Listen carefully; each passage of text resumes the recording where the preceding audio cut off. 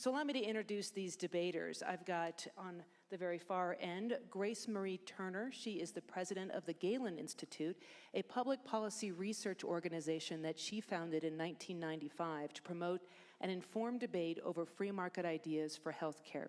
She testifies regularly before Congress and advises senior government officials, governors, and state legislators on health policy. She has served on the Congressional Long-Term Care Commission, the National Advisory Board for the Agency for Healthcare Research and Quality, and is a member of the Medicaid Commission, which makes recommendations to modernize the program. Next to her is Linda Gorman. She is the director of the Healthcare Policy Institute at the Independence Institute, a state-based free market think tank in Denver. A former academic economist, she has written extensively about the problems created by government interference in healthcare decisions and the promise of consumer-directed healthcare. In 2015, she was appointed to the Colorado Commission on Affordable Healthcare. On the very far end on this table, Owen Perkins. He is an award-winning journalist. He has served as the director of communications for the ColoradoCare Yes campaign.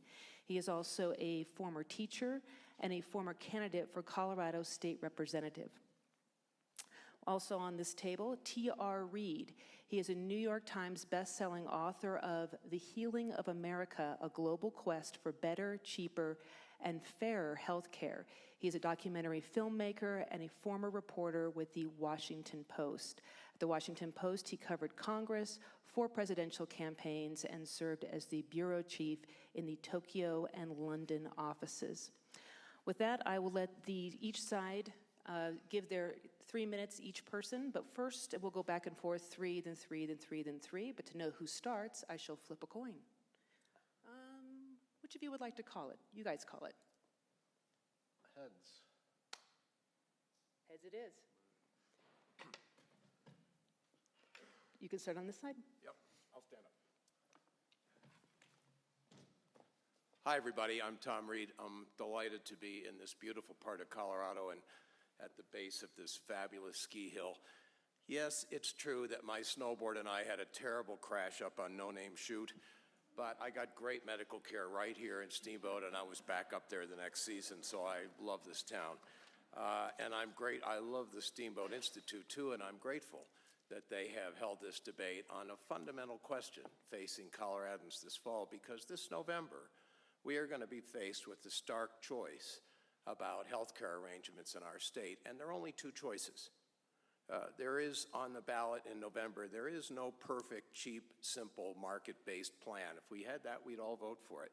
What we have is a choice between a new way to do health care in Colorado. We call it ColoradoCare. It's a plan governed in Colorado, covers everybody, saves billions. My colleague Owen will tell you about it. If you vote no on ColoradoCare, well then you're making a choice for the status quo. And the status quo is Obamacare and out-of-state insurance companies dictating the terms of health care in our state. I just want to make that clear. If you vote no on ColoradoCare, you're voting for Obamacare, which is what we're stuck with today. Now, there are a lot of problems with the current system, and one is that those out-of-state insurance companies are gouging us every year. They have just told the Department of Insurance that on average next year, they're going to raise insurance premiums 17% in our state, which is fine if your income is going up 20% next year. Anybody? For the rest of us, we're getting gouged by those guys. And if you vote against ColoradoCare, that's the system you're voting for, where insurance companies in Minnesota, Indiana, and Connecticut, over whom we have no control, raise our premiums at 10 or 15 times the rate of inflation year after year after year. But to me, the bigger problem with the current system is it doesn't cover everybody.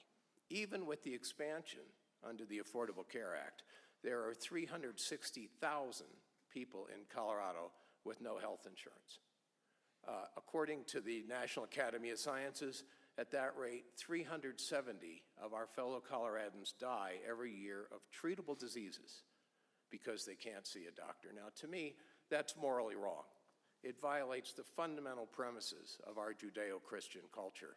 We should provide care We should care for the least of our brethren, and especially when they're sick. But you know what? It's also costly and stupid, because those 360,000 people still get sick. They still have accidents, and then they go to the emergency room, the most expensive possible place to provide health care, and since they're not insured, we all get stuck with their bills.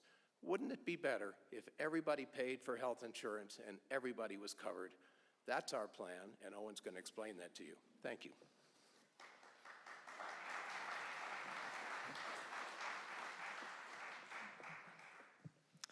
Good evening, everyone. And I want to also thank Jennifer and all you and Rick do with your team at the Steamboat Institute to bring such a vibrant public policy debate to Steamboat and really national level speakers, and to the Independence Institute for all that you do to bring a good free market conversation to, and a very vibrant free market conversation to Colorado.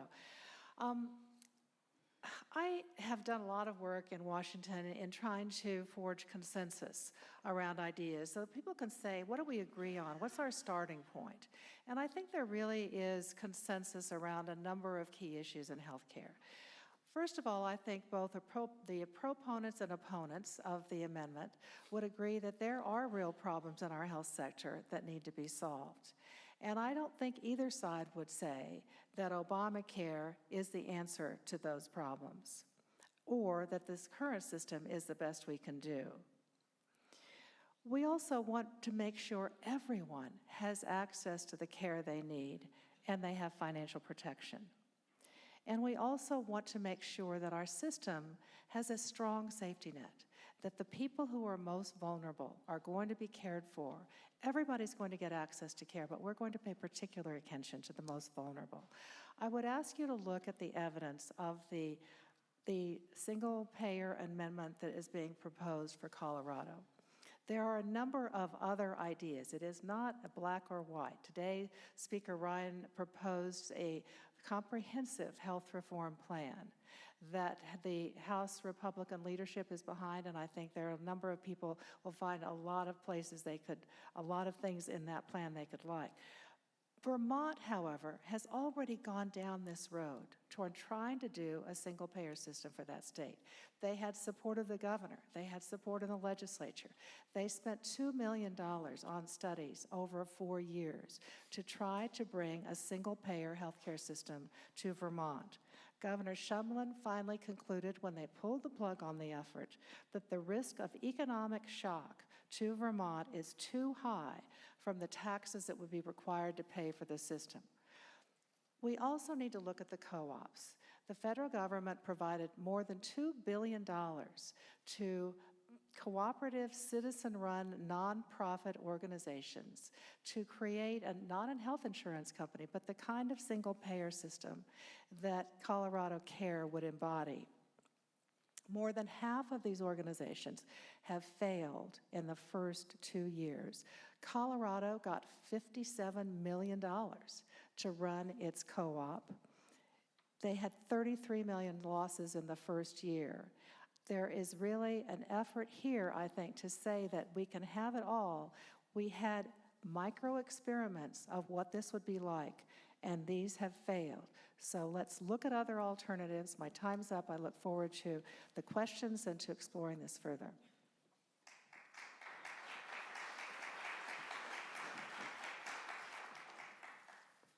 Well, thank you, everybody, for having us here and for coming out yourselves. And thanks to Jennifer and Cherish has been a wonderful organizer, and for Krista for moderating today. I'm happy to be back on the Western Slope. I spent a lot of my early career teaching in places like Gunnison and Durango and Telluride, and I love the Western Slope. But I wanted to make sure that you get a good idea of where ColoradoCare came from and how we started out on this path. We looked at, unlike Vermont, who said this is the ideal we want, now figure out a way to pay for it. We looked at the amount of money that Coloradans currently pay for health care, which is $30 billion that comes from Colorado families and firms paying for health care. And we said, how can we take that $30 billion that we're currently spending, that we can afford to spend, and find a more efficient system that will better suit the needs of Coloradans? And we came up with a plan, and it does increase the benefits, increase the coverage, and decrease the cost. It goes down to $25 billion instead of the $30 billion we currently spend. It makes great improvements with that $25 billion, and I want to go through some of the highlights of how that works. One of the things is it covers everyone. We currently have over 350,000 Coloradans not covered with health insurance. Over 535 die every year from lack of health insurance. Coloradans dying every year from lack of access to health insurance where they could be cured and live longer. But this will cover everybody, every Colorado resident. It eliminates all the insurance premiums you currently pay, it eliminates all the deductibles you currently pay, and eliminates most of the copays that you have to pay. And that comes up with a huge amount of that savings there. It also simplifies the healthcare system. It's really, you hear talk of a Medicare for all type system. This is very similar to Medicare for all. It's that simple system where if you're 65 and older, Medicare covers you. If you live in Colorado, ColoradoCare covers you. So it's very simple. Eliminates this 20% waste, bureaucratic waste that we have in our current system. Over 20 cents of every dollar currently is wasted on bureaucracy, and we take that out, simplify the equation. We eliminate the threat of medical bankruptcy, and we join every other industrialized country in the world by guaranteeing access to quality health care to all of our Colorado residents. We eliminate the narrow networks that insurance companies force you to eliminate your sense of choice and only go to the doctors that they prescribe. With ColoradoCare, everybody can choose their own doctor, can choose their own hospital. You've got that choice instead of giving it over to the insurance company. And it gives the ownership of the plan to Coloradans. It becomes a plan made by Coloradans for Coloradans. It takes Washington, D.C. out of the equation, out of the way between you and your provider, and gives us something that we can own and that we can solve instead of waiting for Congress to do it. So thank you.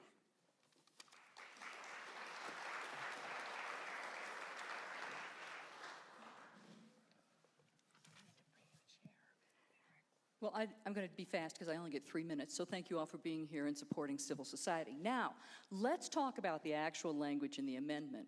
You're voting on a specific amendment. You're not voting on Obamacare. You're not voting on a bunch of promises, and I hope you'll hold that paper up really high because this blocks my view, okay? So it's essential to understand what's really in it. What's not in it is any health insurance. It specifically says that it does not provide health insurance. The reason is it doesn't want to be sued because under the assumption that there's some sort of enforceable contract. There's no enforceable contract. It's whatever the board decides to give you. It collects taxes, not health insurance premiums. You can go to jail if you don't pay the taxes, and the taxes are punitive. When this passes, for starters, Colorado will have a 14.63% income tax on every kind of income you can think of. It will also have a 10% payroll tax. These are heavy taxes. Colorado taxes, about 30% are paid by 3% of the population. Do you really expect them to stick around for this? Another thing to keep about is basically you can only understand these things by looking at things that are structured the same way. What this is an extension of the ACA, except it does away with private insurance, and it requires everybody to enroll in something that looks like Medicaid. The Medicaid is going to be run by an oligarchic board that's elected by popular vote in 7 districts. Because of the way the things are voted are carved up, it's basically going to be elected by the people on the Front Range. The board cannot be recalled. Members on it cannot be fired by any outside agency, just by majority of vote of their fellow board members. It gets 1/3 of the state budget, and it gets all of your tax revenues. No matter whether it does a good job, a bad job, and a different job, the money still flows in. We could discover a fountain of youth, and you would have to amend the Colorado Constitution to change the amount of money this thing gets for health care. Nobody knows whether this is enough. The $30 billion has come out of the air. They told us that if we liked our doctor, we could keep our doctor. They told us Medicaid expansion would only enroll 700,000 people. It enrolled 1.3 million. I don't believe numbers unless I've at least seen how they've been estimated. It's exempt from Tabor's spending limits. It's also exempt from Tabor's fair election limits. Elections for this can be held at midnight on the top of the mountain here with a 2-day notice, and they can bus people in to raise your taxes. The other thing that you have to keep in mind is that eligibility is just a resident. Anybody can be a resident. You can get off a plane and you can say you're a resident. This makes Colorado taxpayers health care providers to the world.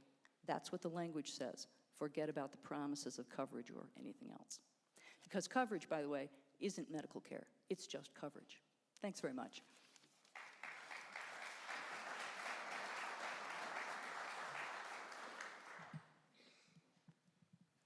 Now we get to the question portion of the debate. If you could hold all applause till the very end. We're going to start with a question that was posed by the pro side. And then you'll have 3 minutes per side to answer the question, and then after that, a 1-minute rebuttal. Oh, no. What did I do wrong? All right, well, we're going to start, we're going to start with this question here. Technical problem averted. So the question is, under the current insurance system, Colorado has over 350,000 residents with no health insurance and more than twice the number of underinsured with high deductibles that often make their insurance unusable without entering a state of medical bankruptcy. Given that the alternative to voting for ColoradoCare is to vote for maintaining a system that leaves hundreds and thousands of Coloradans without health care, and assuming that you are not going to let Coloradans die from lack of health care, how specifically do you plan to care for the uninsured in Colorado, and how specifically do you intend to pay for their care? Let's go ahead and start with this side since you won the coin toss. 3 minutes, and then a minute each rebuttal. That was our question. That was their question. Oh, okay, sorry. You get, so 3 minutes to answer this question and a 1-minute rebuttal, and then we'll move on to a question from your side. Forgive me. First of all, remember when they were selling Obamacare, they said that was going to lead to universal coverage. It did not. We still have, according to the Congressional Budget Office, about 30 million people around the country who are without health insurance. So just keep a close eye on the promises that you're hearing. And Mr. Reid keeps saying it's a stark choice of either what we've got or the proposition or the Amendment 69. But as I said, Speaker Ryan today introduced a comprehensive health reform plan that addresses the uninsured, it addresses those who have health insurance, Medicare, Medicaid, to really think about this in a way that puts doctors and patients, not bureaucrats, in charge of medical decisions, gets away from the price control system that we're in right now. Medicare for all. Medicare is not a simple program. When the former head of the Mayo Clinic asked his staff, how many pages of regulation do we have to comply with in Medicare? 20 years ago, they counted up 100,000 pages of regulation in Medicare. 5,000 different price controls regulating everything in every jurisdiction. There is no way you can run a central system without determining prices, without telling providers what they can or cannot pay for. You've got to have that system of regulation, having consumers in charge and having more options through the kinds of refundable tax credits, giving people the choice of their own plans, giving the market a chance to provide more flexible plans. That's the way we need to go. One other thing, you remember they said that you'll have coverage. You won't have coverage outside of the state, so if you go to the Cleveland Clinic because you've got a heart problem, you'd better carry some sort of other insurance. And in fact, that's what they do in countries that have plans like this. In Canada, they have waiting lists, and so people buy critical illness coverage so they get a lump of cash so they can come to the United States to get care. Because if you're on a waiting list, you've got coverage, but you don't have care. Denver Health Medicaid program last year was caught having secret waiting lists. Those people had coverage, but they couldn't get care because they couldn't get an appointment at Denver Health. And the oversight agency basically did nothing except, well, if you want to leave Denver Health, that we passively enrolled you and you can. So this is why it's Medicaid, not Medicare. Under Medicare, you have long had the private system as the standard of care. That's changing under Obamacare, but it hasn't gone very far yet. Under this kind of program, you're stuck in the state, you're stuck with the kind of care that they decide to give you. And as far as insurers go, remember, Rocky Mountain Health Plans is one of the insurers in this state, and I don't think they like being told they're from Connecticut. Thank you. Now this side. Well, did you hear an answer? We asked, how are you going to cover the 350,000 Coloradans who don't have health insurance, who now go to the emergency room and stick the bills on us? There was no answer because they don't have a plan. If you vote no on ColoradoCare, you're voting to keep those 350,000 people uninsured. Grace Marie points out that Speaker Ryan said today he has a comprehensive plan. I just heard on the radio, this is the 21st time Speaker Ryan has told us he has a comprehensive plan. The Republicans have voted to repeal and replace Obamacare 61 times, Congress has, and they've never come up with the replacement. Do you really believe that Congress is going to come up with a solution to our health care plan? If so, well then vote no on Amendment 69 and hope for the best. The fact is, they're not going to do it. If Congress did pass some new plan that took away what Obamacare provides, President Obama or President Clinton would veto it. So we don't have a choice between this ideal market-oriented plan that the other side would love to see. I'd kind of like to see it too. We have a choice this fall between Obamacare and the out-of-state insurance companies, or ColoradoCare, a plan that covers everybody. Yes, it covers everybody. If you're out of the state and you get sick, it covers you just like any other insurance plan does. To make up the notion that you're not covered out of state is just false. And it costs significantly less. We're now paying $30 billion. Last year we paid for health insurance. It's going up 17% next year, your premium. Our cost is very high. It's $25 billion, but you know what? 25 is less than 30. Thank you. Rebuttal? And we've been challenged to come up with plans to cover the insured. Let me give you three off the top of my head. You can allow people who are uninsured to buy into Medicaid. That's what Tennessee did. You can allow them to buy into the public employees insurance plan. That's what Kentucky did. You could even revive ColoradoCare, which is how Colorado covered the uninsured before Obamacare wiped out its program. Before Obamacare was passed, every single state in the nation was required to have an insurer of last resort that offered heavily subsidized plans to people who couldn't get insurance because they were severely ill. These were called high-risk pools. They worked very well. In some other states, they simply had an insurer of last resort that just took everybody in the state, subsidized them. There are many, many other ways to cover the uninsured, if that's your policy goal, than to nuke the current health system into something that has failed in every other country it's been tried in. Thank you. Minute rebuttal? Well, one of the things is when we're talking about universal health care, it's important to know that the Affordable Care Act was not offered as universal health care. It's offered as affordable care, and it was meant to bring prices down. We are offering universal health care, and this is where the big difference is that everybody is covered, and we know there are 30 million Americans not covered, 350,000 Coloradans not covered. It's kind of like education. The way we deal with education in Colorado and in the United States is we believe everybody has a right, a universal right to education at the secondary school level and primary school level, and we provide that for every resident. That's what ColoradoCare would do. Everybody would have access to health care the same way everybody has access to education. Important to note that if you prefer your private health care with a private insurer, you still can do that in the same way that you can prefer to go to a private school and pay the tuition to go to a private school while paying to support the public school system. Thank you. And now a question from this side posed to this side. ColoradoCare applies a new income tax and a new payroll tax. In addition to salary and wage income, the tax applies to interest, dividends, retirement income, capital gains, home sales, business sales, S-corporation business profits, and royalties.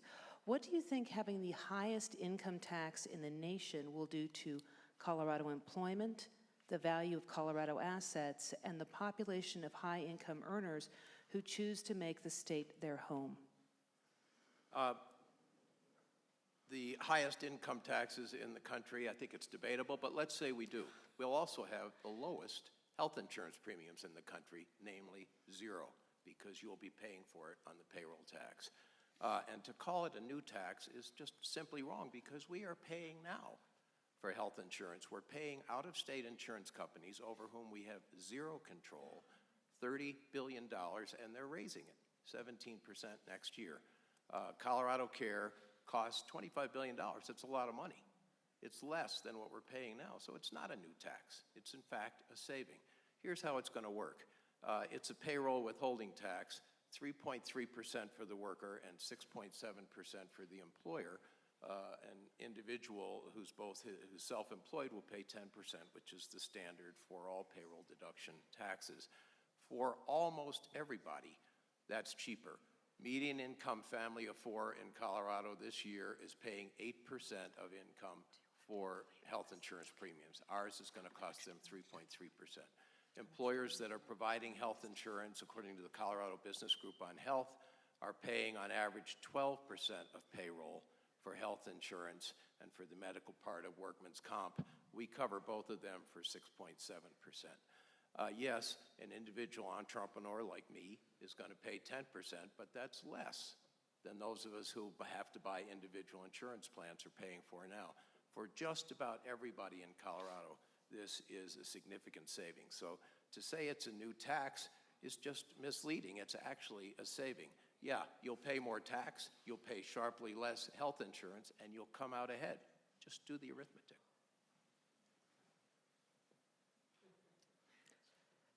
Let's go ahead and hear from this side. The difference between a tax and a payment on health insurance is I go to jail if I don't pay my taxes, so we can put that to bed now. I'd like to talk about this notion about, everybody is just paying less because of the health insurance premium aspect. If you're on Medicaid right now, you're essentially only paying for health care through your general sales taxes and everything else. What this does is it reduces your income by 10%. I'm saying 10% because I don't think employers really pay payroll taxes. I think employees end up paying them one way or another.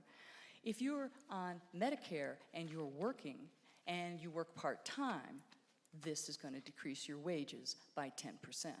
It hits everybody who works. Now, what do you think is going to do to the incentive to work? It's not going to be good for it. And it makes it much harder for poor people to get along. So this is not only a problem for people who pay taxes, it's a problem for people who want to work. And now I'm going to use a couple of my seconds here to talk about the notion that you can still have private insurance.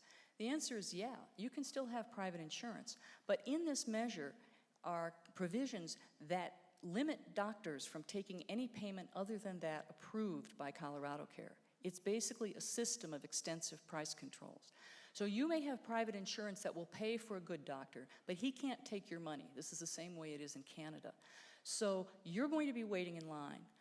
If they're really good doctors, do you think they're going to stand around to have their incomes limited by these kinds of price controls and the taxes? No, they're going to leave. And going back to saying this looks like a Medicaid program, Medicaid repels physicians in droves because it has enormous bureaucratic requirements. It is very difficult to deal with, and they simply don't like working for a deadweight government agency. The taxes are very important. They depress jobs, they depress income, they depress innovation, they take money out of the private sector, but we could spend hours on that. I do think that we need to see this as Medicaid for all, not Medicare for all. Medicaid doesn't have deductibles. It doesn't have co-payments. It doesn't have premiums. Allegedly, anyone on Medicaid can go see any doctor, but try to find a doctor who's willing to accept the low payment rates in Medicaid. Too many people wind up having to go to hospital emergency rooms because they're required to take them, and it's almost impossible to find a specialist in many areas. So the only way they're going to get the prices down and to be able to save this $5 billion is to pay doctors and hospitals less. This money's not going out of state. The money may be processed through health insurance companies that are located elsewhere, but the money's going to hospitals and laboratories and physicians. If they are unwilling to take these payment rates, they will leave, as Linda said, and you will find the same restrictions on access that you find in the Medicaid program now. So it's Medicaid for all more than it is Medicare for all. Would you like to make a rebuttal? Sure. I think one of the things that, and we're looking at, ColoradoCare basically takes over Medicaid. And one of the things that's important to remember is that Medicaid, anybody eligible for Medicaid now remains eligible for all the benefits of Medicaid. So whatever benefits they receive now, they maintain under ColoradoCare, which includes a waiver if they're making low enough income to earn a waiver in paying their tax or premium. Also, very important on the Medicaid part is that doctors are all going to be paid the same rate at the higher level. So you no longer have the lower level of pay to doctors for Medicaid patients, which means that that's very appealing for doctors. So many doctors now have to turn away patients who are on Medicaid because they don't feel like they can afford to take that many Medicaid patients. Now they can see everybody. They're going to be reimbursed the same amount, the same full amount for every patient, and that's appealing for doctors and for patients. Thank you. Would you like to make a rebuttal? Medicaid pays what? 50% of commercial premiums, it pays below cost. You can raise that a long, long way and never get to commercial premiums. I'd also point out that we've heard how government is going to save us money on a whole lot of programs, and it never does because of the way it's structured. So it's Medicaid for all. Every program. Every The program. federal government, the state government, they promise that it's going to only cost a certain amount. It always costs more. They said with Medicare, when it was passed, it would only cost, what, $9 billion by 1990. It cost 4 or 5 times that, and it's only gone up since then. So the promises of what they say, they don't know that, and the only way they're going to be able to get additional revenues is either higher taxes or further cutting payment rates to providers. So remember about the elections in the middle of the night up on the top of the mountain. They can raise taxes once a year, and they will do it. Thank you. Let's take a question from this side to this side. The status quo health insurance system under the Affordable Care Act creates a gross imbalance between the corporate insurance industry and individual Coloradans. Insurance corporations dictate which doctors and providers Coloradans can see through narrow networks that set and raise premiums without any accountability to the people of Colorado. Insurance premiums are projected to increase by an average of 17% next year, and some insurance premiums raised as much as 40%. What is the justification for supporting a system that favors corporate profits over patient benefits and allows skyrocketing premiums and deductibles to continue increasing at the expense of individual Coloradans? Well, this is an extension, this program that's being proposed on the ballot is an extension of the ACA. Part of the reason that our insurance premiums are going up so much is that the ACA has driven all kinds of insurers out of the markets. There's less competition and prices go up. They impose 27 taxes on the insurers. And we're going to hear a lot about insurer profits for this section. I'd like to just point out that in the insurer rate of return is slightly higher than the rate of return that grocery store companies make. They make large profits, but their earnings per share are pretty small. Apple, if you want large profits, talk to Apple. But the point is, we've screwed up the way people buy insurance. We've required everybody to buy the same policy. This isn't how people used to buy insurance. 10 years ago, people with low cash flows would buy a mini-med policy. They'd get $100,000 maximum payment, which covers about 95% of all claims in the United States. And then they would get protection of like a $100 deductible. And their premiums were extremely reasonable. Obamacare wiped all those policies out. Obamacare wiped my policy out. I just wanted a catastrophic policy that I could, by hospital, a nationwide network, and so forth. My policy got canceled in March. There was one policy left in Colorado. When I first bought it, I had a choice of 10. My premiums have gone up 40%. The problem is with Obamacare. We have to change Obamacare, and the bill that's being introduced today is a pretty good way to do it.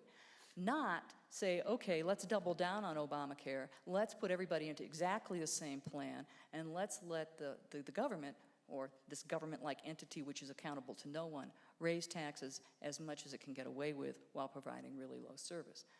You got to remember that this entity that's going to be your insurer is outside of all normal government checks and balances, and you have no way to make it provide service. If a private insurer doesn't provide service, you can sue them, or you can go to the Colorado Department of Division of Insurance, and they are the ones that approve the premiums. So there's lots of public oversight now. There won't be any when this passes.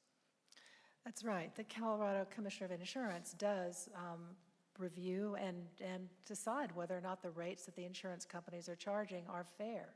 And oftentimes the insurance companies are told they can't charge the rates that they originally say. But the box they're in is that these insurance companies are required to offer only the cookie cutter policies that Obamacare requires, with this long, long list of mandated benefits. And one of the only ways that they're able to make the policies even remotely affordable is by limiting the networks of doctors that people can see, and by giving them these narrow network plans. That's not what people want. What we need is a much broader range of policies that people want, that they're picking. They're deciding what preventive care, what specialists, what networks they want to be in, what hospitals. Not having government at whatever level dictate that. Thank you. Now, the final question. Oh, sorry. I'd like to give you a chance to respond. Thank you. Forgive me. Thanks. I think it's important for people to know also that the only people who really lose by this transition in the way we pay for health care is the insurance industry, the corporate insurance industry. And right now, the corporate insurance industry is contributing millions of dollars to defeat this. It's $1 billion profit system for them. Some of their CEOs have walked away with $1 billion in a single year. A lot of them are in the double-digit millions of dollars that they make, and that's while Coloradans are dying for not having insurance, because so much of that money goes to profits for the corporate insurance industry as opposed to the patients and the people of Colorado. 99.75% of the donations to the opposition campaign come from corporations right now. 99.75% of the funds raised come from corporations. And with regard to the elections, I think this is really important on the board, because right now those corporations are determining what your cost is. And they're not asking you, are you okay with us going up 17% this year? Are you okay with us going up 40% for some of you this year? They're setting those rates and getting it approved by the commissioner. And with ColoradoCare, you make that decision. Those rates cannot raise, absolutely any time, cannot raise without a vote of the people of Colorado, every resident of Colorado 18 and over. Now, we heard that these elections are going to be dominated by the Front Range and that they're going to be held on top of a mountain here, and that'll make it hard for the Front Range to come on top of the mountain.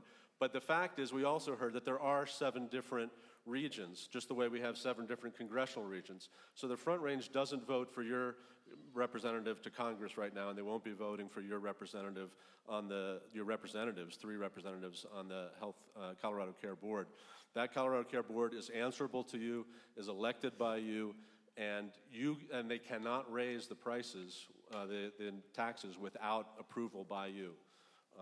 That's a big difference between what we've got now, with these prices skyrocketing at any time beyond our control without our voice ever being asked. Would you like to make a rebuttal? One of the reasons the companies are behind this, are opposing Amendment 69, is because they want to stay in business so they can continue to provide jobs for Coloradans. These taxes, the taxes are the things that, when Vermont did its detailed, deep study of this, which I encourage Colorado to do before it takes this leap, is that they found it would crush business in the state. That's really something that must be at the top of mind. What will this do to the economy of Colorado? We know already that private sector job creation has been flat for the last 15 years in this state. This is not going to help. All I can say is I wish I'd seen some of that money from the big corporations. Right. Maybe Cherish has it with her. About the elections, look, read the exact language. The districts have to be apportioned by population. It's very simple. Where's the population in Colorado? It's on the Front Range. Perfect timing. Thank you. Would you like to make a rebuttal? Yeah. I'm delighted to hear Grace Marie and Linda tell you how bad Obamacare is and how much they hate Obamacare, because we're getting us out of Obamacare. Our whole plan is based on a clause in Obamacare called the state opt-out clause. It says if you have a plan that's just as good, covers as many or more people, and will be in the black for 10 years, you have to demonstrate that, then you're out of Obamacare. No mandates, no rules imposed by Washington, D.C. If you want Obamacare, vote no on ColoradoCare in November, and you'll stick with Obamacare. That's the choice. You want to get out of Obamacare, take the state opt-out, which we're taking. We come up with a better plan. We cover everybody. We cost less, and we don't have to follow the stupid rules of Obamacare. So when they complain about Obamacare, I feel they're making our case. Thank you. Final question from this side to this side. Amendment 69 lets ColoradoCare control the prices of drugs, devices, and medical services. People will no longer be able to freely buy medical care at a price mutually agreed upon by the buyer and the seller. This curtails freedom and means that people will no longer be able to communicate how highly they value a given medical good or service. Is this good policy? Will shortages develop if ColoradoCare sets prices too low? I don't understand people are able to freely buy medical care at a price mutually agreed upon by the buyer and seller. How many people have mutually agreed with your doctor what he's going to charge you? I mean, you go in and see your doctor, he says, oh my God, you've got Kaiser-Wilson syndrome. I'm going to have to put you on 400 milligrams of tetrafluorothoraforazine, and you're supposed to argue with him about the price? There isn't any open negotiation. What we need is we need a payer system with the market clout to say to the hospitals, the labs, the drug companies, and the doctors, we are going to tell you what a fair price is. This notion that there's some market out there where people, what did they say? People mutually agree on a price between the patient and the doctor. No, that system doesn't exist. The reason prices are lower in many other countries, and the systems haven't failed in other countries, all the other rich countries have better health outcomes than we do. Take a look at the comparative studies done by the Commonwealth Fund in New York. On many measures, the United States rates 23rd among the 23 richest countries.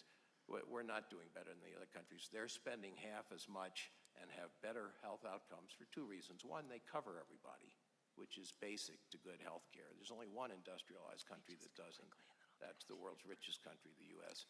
And two, their payment schemes have market power to tell the hospitals, the labs, the drug companies, your prices are too high and we're going to get some control.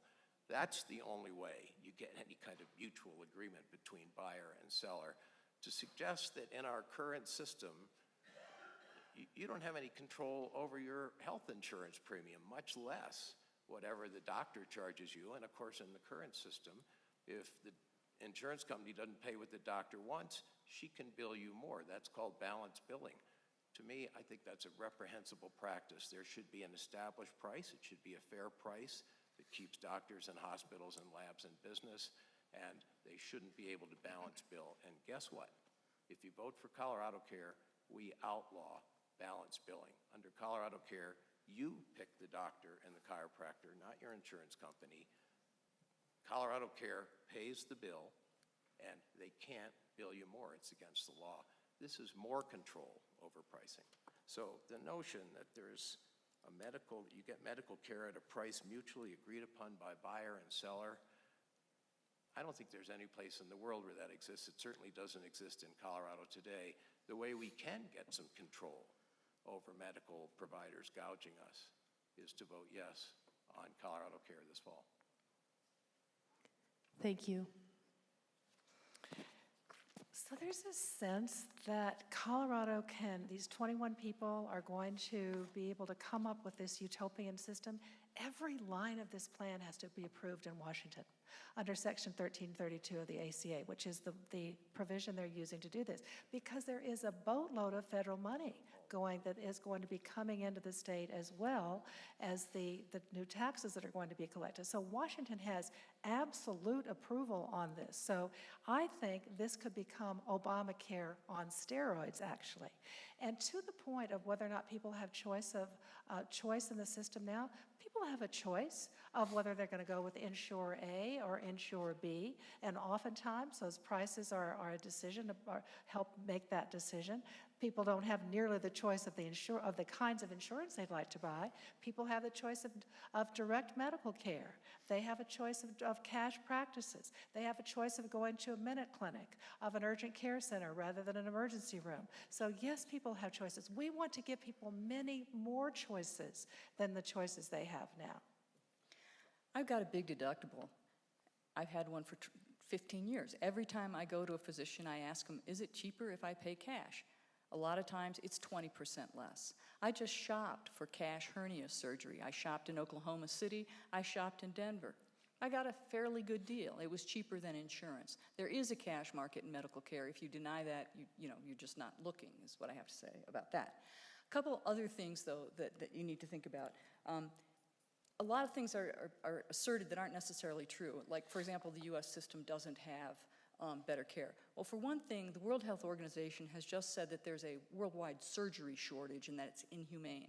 This is the only country where there isn't a shortage of surgery. You get a prompt appointment and you get your problem fixed.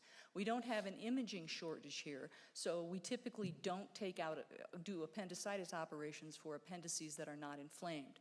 The population has better blood sugar control, better blood pressure control. We have a longer lifespan for people who are over 65 than any of the other industrialized countries. And by birth weight, our infant mortality rates are lower. Now, you can say that this is, and cancer, we've probably all heard about the cancer survival rates here.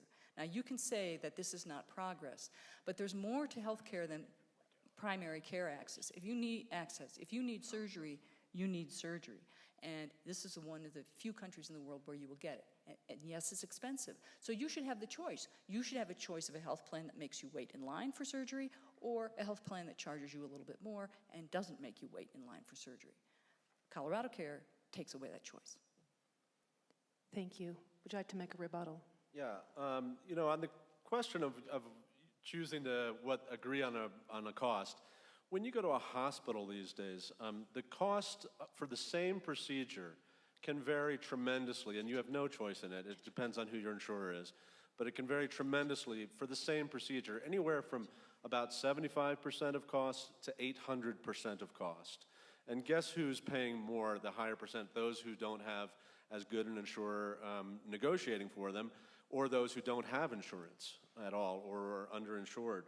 And what happens when you get those catastrophic sicknesses? I mean, it's great to be able to cut 20% of your costs and pay cash, but what happens when you get sick and you need that huge insurance plan?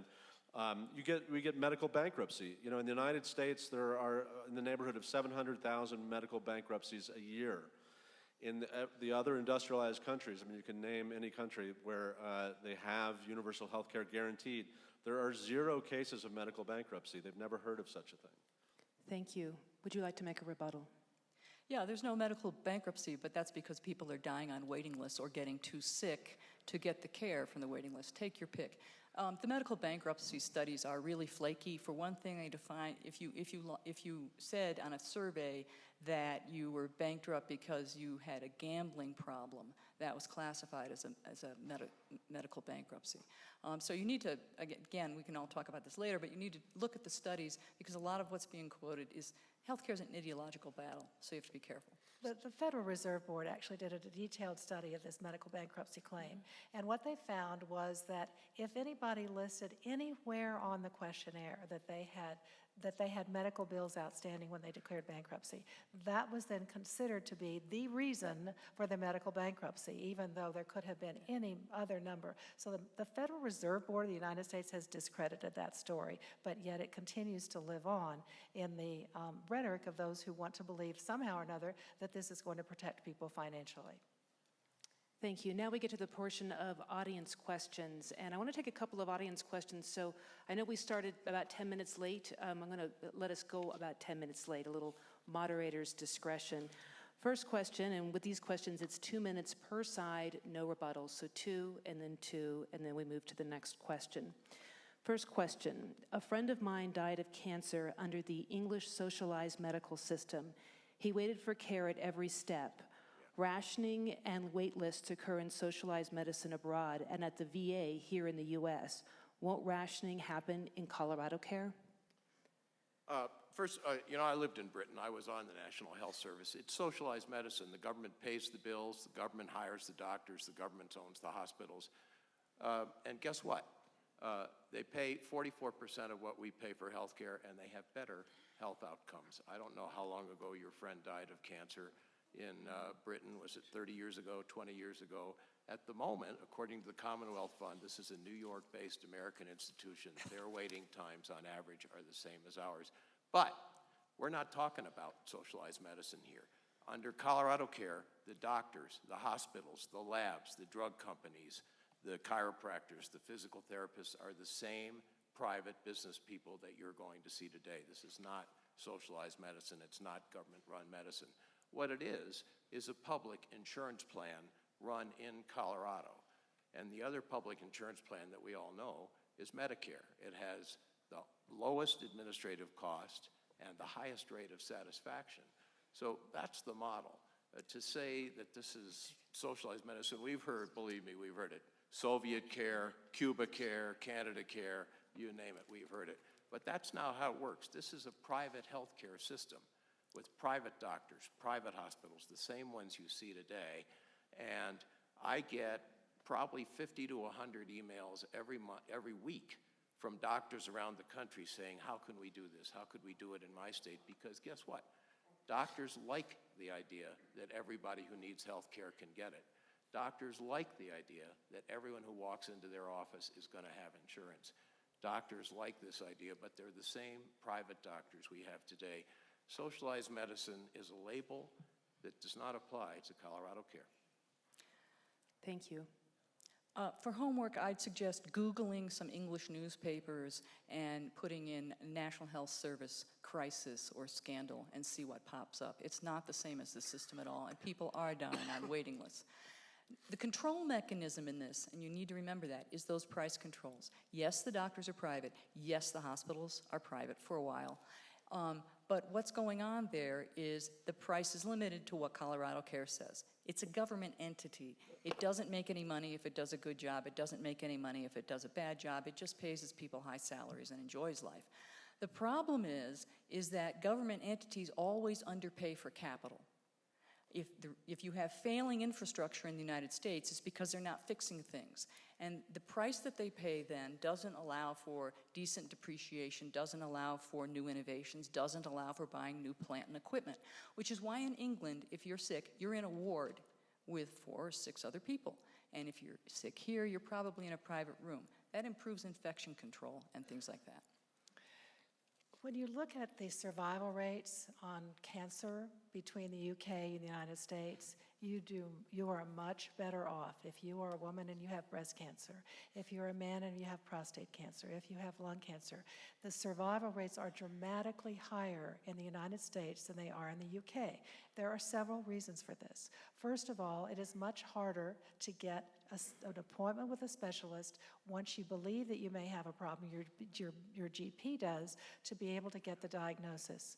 Then you wait for the diagnosis and you wait for care. You are much less likely to get the newest and best drugs and much more likely to get generics. The physicians in the NHS work both for the NHS patients and for private patients. They have very different treatment regimens that they can offer their private patients than they do to their NHS patients. It's a very difficult ethical dilemma for them. That's the same kind of thing that would happen in Colorado. People would have to buy private supplementary insurance on top of all the taxes you're paying to have access to physicians. Thank you. And feel free to use less than your 2-minute time so we can get a few more of these in. If 69 passes, will all company-paid health care insurance go away? Well, under our law, it states clearly that anybody who wants to buy private insurance is entitled to do so. You want to buy from Cigna, Aetna, Anthem Blue Cross based in Indiana, that's fine, you can do so. If companies choose to pay what they have to pay the private insurers to cover their employees, they're absolutely free to do that. My bet is most companies will choose ColoradoCare on the grounds that it gives their patient the choice, it gives their patient 0 deductible, And for the companies now paying 12% of payroll for health insurance, according to the Colorado Business Group on Health, they'll be paying 6.7%. So my guess is, and the Colorado Health Institute is an independent organization, studied our plan. They too think that most employers and most families will choose ColoradoCare because it's cheaper, it gives you much broader choice, it has no deductible. But if you don't want to, you're free to pay to go to the insurance companies. As Owen pointed out, the insurance companies are spending $5 million to convince you to vote again, no on ColoradoCare and therefore preserve their monopoly in the state so they can go on raising premiums 17% a year. And I've said to them, what are you so worried about? If people can buy your plan, if you can offer decent coverage at a competitive price, you'll do fine. And their answer to that, $5 million to convince you to vote no because they're afraid of the competition. That's because people would have to pay for the private insurance on top of the taxes. The taxes aren't optional, so you'd be paying twice for health insurance. Are the insurance companies going to come in? The reason people don't like insurance companies and the products they're offering are because those products are so directed by what government is saying they have to cover. What we want is to have you have more choices of the kind of insurance you want and not have to buy a supplementary policy on top of ColoradoCare, which is what happens in virtually every other system with a single-payer system like this. And the thing to keep in mind about, they say you can buy private insurance. Absolutely true. But your private insurance cannot pay your doctor. Well, actually, it's illegal for your doctor to accept any payment other than that dictated by ColoradoCare. Unless they opt out of ColoradoCare, no, right? no. If you are licensed by the state, you must follow ColoradoCare rules. So this no bureaucracy entity is going to control payments for masseurs, physical therapists, everybody that you can think of, as well as physicians, hospital payments, and pharmacies. So the question for an employer is going to be, if I'm looking for a national talent pool, is somebody going to be willing to come here and put up with a third world healthcare system? Or am I going to still have to buy insurance for them so that I can go outside and they can get care elsewhere without waiting? Because when you have a sick employee, it's not good. You need to get them well. Finland finally figured this out. It has a socialized healthcare system. It is now, rather than having people sit in line on disability, it is sending them abroad for care. If you have to go abroad for care, it's inhumane. When you are sick and have to travel, it's really, really hard. And I got 30 seconds, and I want to tell you the ketchup story. People looked at ketchup prices in Minneapolis in 2007, one quarter, one city. They found that they varied. This is 36-ounce bottle of Heinz ketchup. 32. They varied, 32-ounce bottle. They varied by about 400%. Most medical prices vary about the same. Variation is normal. Big Macs vary, everything varies. So when people start telling you that we got to pass this to stop health care price variation, maybe we should do the same for ketchup. But they tried that in Venezuela and it didn't work out very well. I'm going to take one more question. Will this huge tax increase discourage new small businesses in Colorado and encourage existing business to move out of the state, increasing the individual tax liability? Well, there's a group called Business People for ColoradoCare. It's a large group of businesses, and the head of it is Chip Bear. He runs a chain of restaurants called Bojo's Pizza. Are they over here? Yeah. He has them all over the state. He has hundreds of employees, and he is an interested, curious guy, and he was reading our brochure, and he said to us, wait a minute, 6.7%, that's what I'm going to pay? And he called his accountant. His accountant said, you're now paying 13% for health insurance and for the medical part of workman's comp.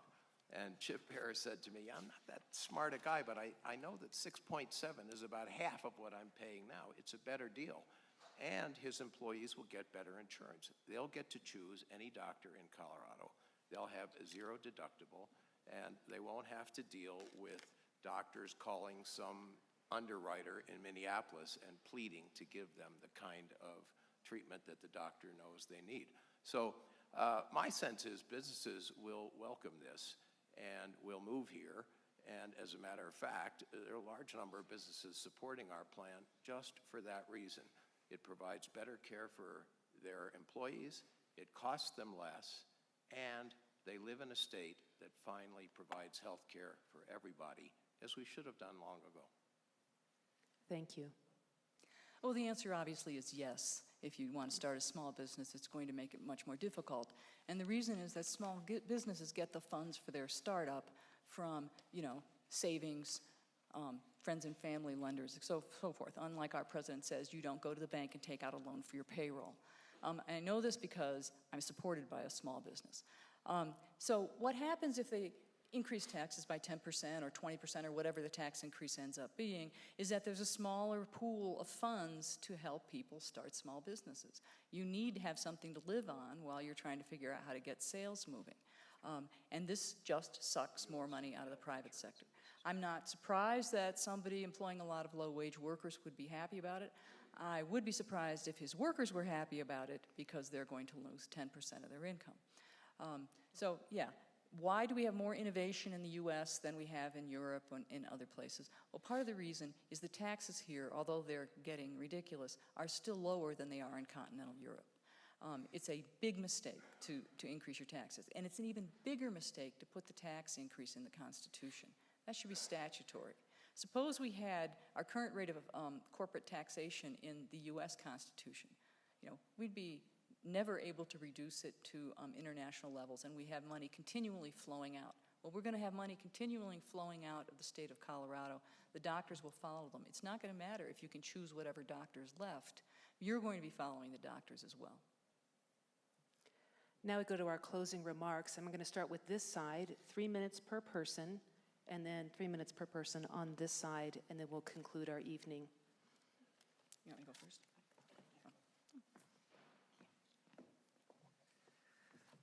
So you've heard a lot of promises today, and the promise is that we're going to have all the health care we could want anytime we want from anybody we want, and it's going to cost less. It seems to me that that's a little like what we were hearing before when they were trying to pass Obamacare. Every family was going to save $2,500 a year in premium costs.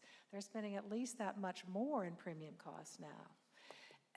If you like your doctor, you can keep your doctor. If you like your health plan, you can keep your health plan. None of those promises were true. Where do you go if the promises that are being made here today aren't able to be kept? What do you do?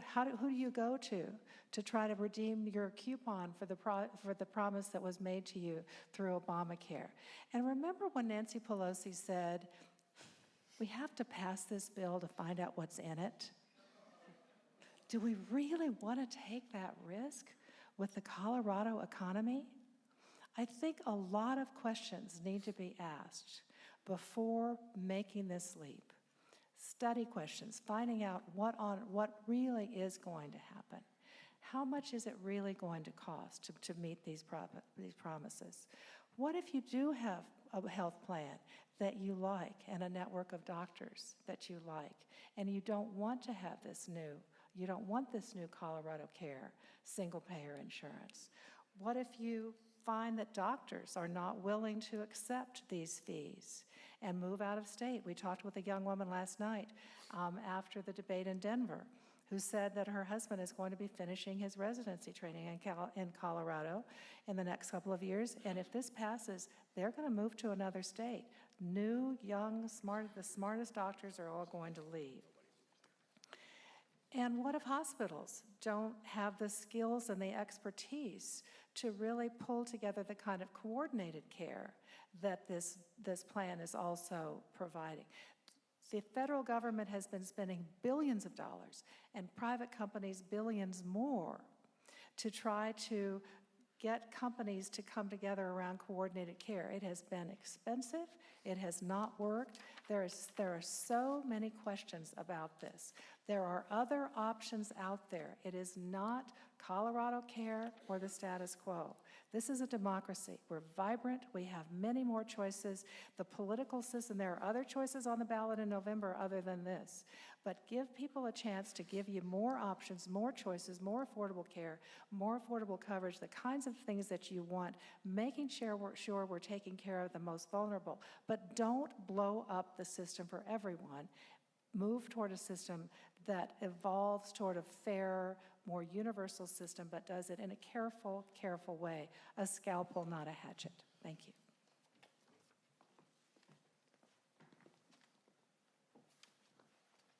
Well, ColoradoCare is about empowering Coloradans. It's about empowering patients over the profit-driven corporate insurance industry. And I would empower you by asking you to do the math.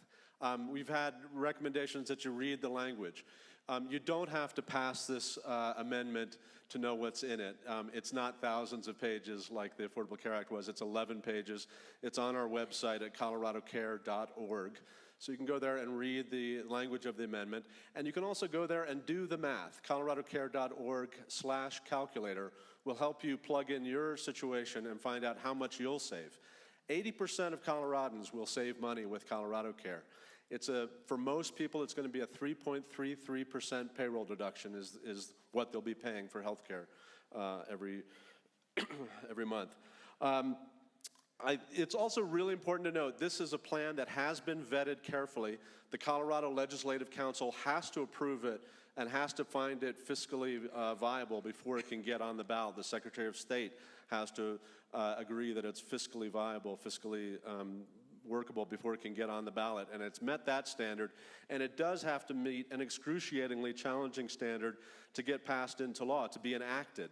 We could vote with 80%, we could vote with 100% to pass it, but if it doesn't meet the waiver requirements under the Affordable Care Act's exemption rule, it won't go into action.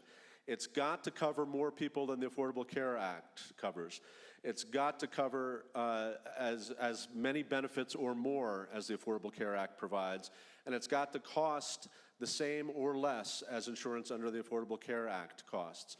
It has to meet all those three standards, or no matter what we vote, it cannot go forward. We'll just go back to what we have. It has to be proven to be financially viable for 10 years out for the federal government to approve those waivers. That's a real challenge, and it's a real comfort to know that we cannot get into it unless we meet that standard. And that's a choice that we have. It's an important choice we have this year. Do we want to keep letting the government and the insurance industry make our healthcare decisions for us, or do we want to empower Coloradans? Saskatchewan had a similar role in starting healthcare for Canada. They were the one province that decided we can enact this, we can have single-payer healthcare. We're not single-payer, but they decided to go with single-payer healthcare. When they passed it, doctors fled to Saskatchewan. They loved what was being offered in Saskatchewan. They went there for the benefits of what was being offered in Saskatchewan. Patients did not fly to Saskatchewan. What they did, the people in the rest of Canada, what they did was bring what Saskatchewan had to their province. And that's what we would expect to happen with ColoradoCare. When we pass it, other states around the country are going to see what we're doing, and they're going to want to have that for themselves, and we're going to start seeing it pass state by state the way we did with women's suffrage, with marriage equality, with child labor laws, with any kind of issue. It starts with the states, and that moves it on. Sometimes the nation's not ready, but Colorado can lead in this fight. Thank you. Well, you've heard the strategy. You're supposed to lead us into price-controlled, unaccountable government-controlled care. I want to just point out one thing about the waivers. I'm the person that said you should read it. Let me read you the last section. This is not dependent on whether we get federal waivers. It simply says that you must seek federal waivers. If the federal government doesn't give them a 1332 waiver, that just means they don't get the subsidies that flow into the Connect for Health Colorado exchange. It's about 200, well, I'm not going to give you the number because I don't remember. But it's a lot of money, but it's not 30 billion. What it says in Section 16, Part 1, is if the board determines that ColoradoCare has not received the waivers exemption agreements from the federal government sufficient for its fiscally sound operation, then the board shall shut down operation and return unused funds. There is nothing other than this board that decides, once this thing passes, whether or not it continues or not. Okay? So you got to read the language. Things to keep in mind.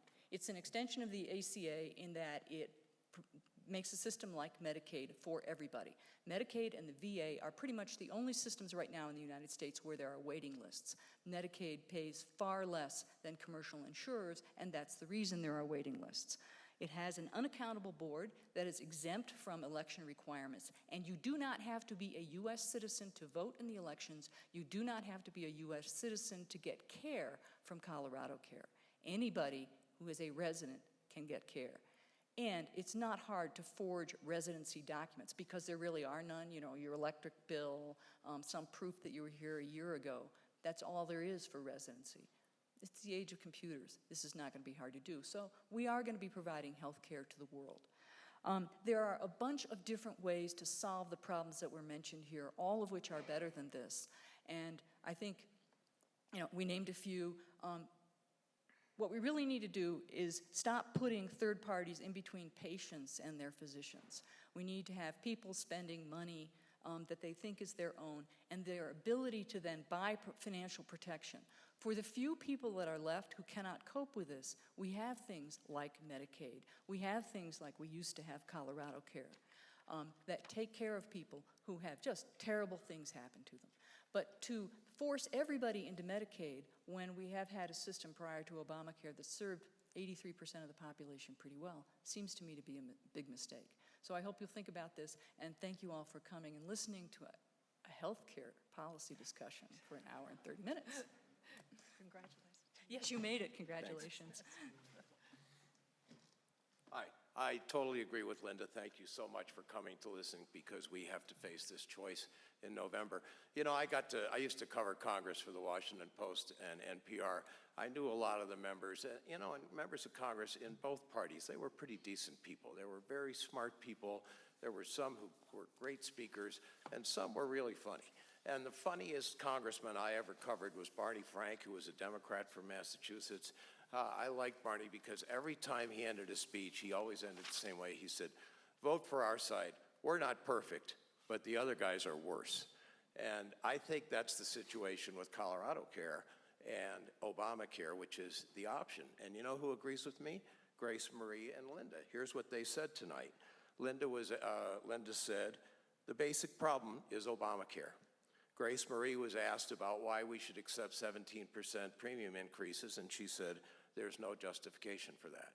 We agree. That's why we want to use the opt-out clause that was written into Obamacare to encourage us to do this, to do something different. Now, they have talked about all these other options. There are many other options. No. Take a look at your November ballot. There's yes on ColoradoCare, no means the status quo. That's Obamacare and the out-of-state insurance companies. That's all you get to vote for. Paul Ryan has a great new plan. If you think that's going to be in place by the time you vote in November, I'll sell you a bridge in Brooklyn. It's not going to happen. These are our choices. So how are we going to get out of Obamacare? Everybody here agrees it doesn't work. Everybody agrees that we ought to cover everybody. It's both a moral, a medical, and a financial obligation on us to provide health care for everybody. So how are we going to do it? If we stick with Obamacare, we're not going to get there. That's a fact. You vote no in November, we stay with Obamacare. There aren't any other options on the ballot. If we have the fortitude and the foresight and the plan to do something different, then we can change it. And the way we change it is by voting yes on ColoradoCare. Now, as Owen said, this is a tried and true way to bring about change in the United States. A lot of the most important ideas in American history, female suffrage, minimum wage laws, child labor laws, interracial marriage, started in one state, not to mention legalized marijuana. As we all know, Colorado is the highest state in the country in more ways than one. And now other states, it's on 7 ballots. This fall, they're all going to do it. So when we approve Amendment 69, when we demonstrate that we can provide health care at reasonable cost with broader choice for everybody, then Colorado will lead our great nation to a destination we should have gotten to long ago: high-quality health care at reasonable cost for every American. Thank you. I want to thank the Steamboat Institute for putting on this wonderful debate. I also want to thank Grace Marie Turner, Linda Gorman, T.R. Reid, and Owen Perkins. I think they did a terrific, sort of drama-free, smart debate. Let's give it up for these guys.